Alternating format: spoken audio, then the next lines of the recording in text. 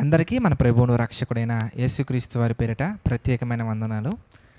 ప్రియులారా, మనలో చాలామంది కొన్ని సందర్భాలలో ఎలా ఆలోచిస్తూ ఉంటారంటే, నేను ఈ యొక్క ప్రాబ్లమ్ని ఓవర్కమ్ చేయలేకపోతున్నాను, ఈ పాపాన్ని జయించలేకపోతున్నాను, ఏదో ఒక విధంగా ఈ అలవాట్ల నుంచి బయటపడాలి అని మనలో ఉన్నటువంటి లోపాల గురించి ఎక్కువగా ఆలోచిస్తూ ఉంటాం.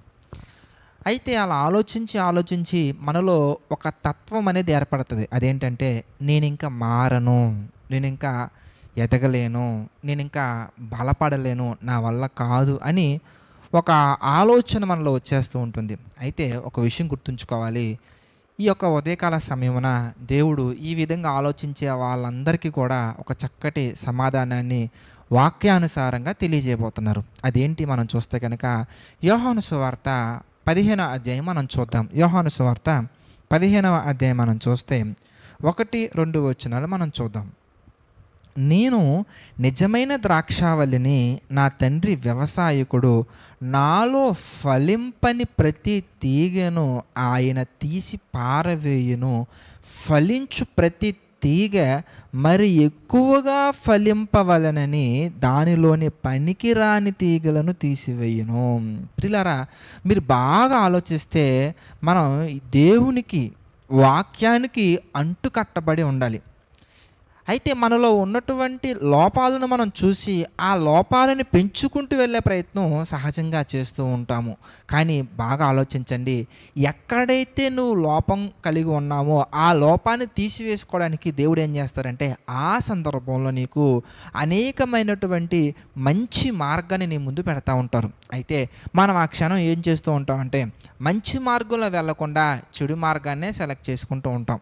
అప్పుడు చెడు మార్గంలో మనం నడుచుకుంటూ వెళ్ళి, ప్రియులారా, మళ్ళీ నేను మారట్లేదు, ఎదగట్లేదు, నేను ఇంతే ఇలాగే ఉన్నాను, ఎందుకో నాకేం అర్థం కావట్లేదని బాధపడితే ఏం ఉపయోగం చెప్పండి? దేవుని యొక్క వాక్యం సెలవిస్తుంది, ప్రియులారా, నువ్వు ఆ చెడు అలవాట్లను, ఆ వ్యసనాన్ని, ఆ పాపాన్ని మానుకోవడానికి ఎంత కష్టంగా ఉన్నా కానీ దేవుడు పెట్టినటువంటి సిస్టంలోకి ఒకసారి వచ్చి ట్రై చేయి. దేవుడు పెట్టిన సిస్టమ్ ఏంటి బ్రదర్ అని చెప్తే కనుక ఆయన సింపుల్గా చెప్తున్నటువంటిది 4 విషయాలు మనకు చెప్తున్నారండి. అపోస్తుల కార్యాలు 2:42లో మనం చూస్తే మనకు కనబడుతుందండి. బోధ ఎందును, సహవాసమందును, రొట్టె విరుచుట ఎందును, ప్రార్థన ఎందును ఎడతెగక ఉండాలి. ఓకే, నీలో ఉన్న ఆ చెడు లక్షణం అనేది పోలా, కానీ ఈ 4 విషయాల్లో నువ్వు బలపడే ప్రయత్నం ఎప్పుడైతే చేస్తావో, ఫలించాలని ఎప్పుడైతే అనుకుంటావో, అప్పుడు దేవుడే ఆటోమేటిక్గా నీలో ఫలింపకుండా నిన్ను ఆపే తీగలను, అనగా నీలో ఉన్నటువంటి పాపాన్ని ఆయనే తీసేస్తా అంటున్నారు కదా. మనం ఏం చేస్తామంటే, ఆ పాపాన్ని మనమేదో సొంతగా తీసుకోవడం కొరకు ప్రయత్నించి ఇంకా ఎక్కువ పాపంలో పడిపోతూ ఉంటాం. అసలు మనలో ఆ పాపం రావటానికి కారకుడైనటువంటి అపవాది విషయంలో, మనల్ని శోధిస్తూ శోధకుడుగా ఉన్న అపవాది విషయంలో దేవుడు చెప్తున్న మరొక మాట మనం ఈ సందర్భంలో జ్ఞాపకం చేసుకుందామండి. యాకోబు పత్రిక మనం చూద్దాం. 4వ అధ్యాయం మనం చూస్తే 7వ వచనం. యాకోబు పత్రిక 4వ అధ్యాయం 7వ వచనం మనం చూస్తే, కాబట్టి దేవునికి లోబడి ఉండండి. ఆ పాపం గురించి, నీలో ఉన్న పనికిరాని తీగల గురించి, చేదైన వేరు గురించి ఆలోచించకండి. దేవునికి లోబడి ఉండండి, అపవాదిని ఎదిరించండి. ఫస్ట్ ఆఫ్ ఆల్ లోబడి ఉండాలి. బోధలో ఎడతెగక ఉండి, సహవాసంలో ఎడతెగక ఉండి, ప్రార్థనలు ఎడతెగక ఉండి, బలారాధనలు ఎడతెగక ఉండి, ఫస్ట్ నువ్వు లోబడి ఉండాలి. అలా లోబడి ఉంటూ అపవాదిని ఎదిరించండి. అప్పుడు వాడు మీ యొద్ద నుండి పారిపోను. వాడు నీ దగ్గర నుంచి పారిపోయే స్థితిలో దేవుడు నువ్వు ఉంచుతానంటే, మనమేం చేస్తామంటే వాడిని మనమే ఎదిరించాలని ప్రయత్నం చేస్తూ ఉంటామండి.